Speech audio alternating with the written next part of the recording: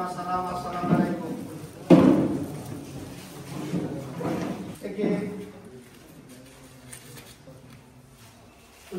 উদযাপিত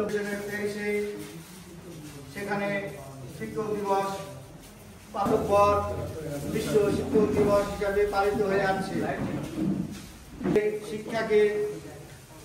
শিক্ষার্থীদেরকে আলোকিত করা হয়। আমরা জাতি গড়ার কারিগর, যে জাতিকে আমরা, কিন্তু তারপরে আমাদের শিক্ষকদের 11তম গ্রেডের জন্য বহুদিন ধরে আন্দোলন করে আসছেন, কিন্তু মহান শিক্ষক দিবসের মাধ্যমে এবং প্রধান শিক্ষকদের প্রথম শ্রেণীতে উন্নীত করা হয়। অনেক আছেন, তো আপনাদের আমি আমার বক্তব্য এখানে শেষ করলাম। আসসালামু আলাইকুম। ধন্যবাদ মনের প্রাণের দাবি উত্থাপন করার জন্য।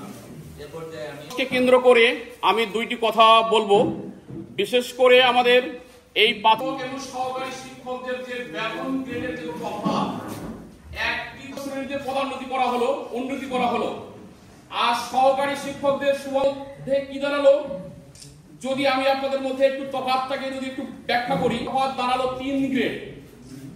সবচেয়ে মজার বিষয় হলো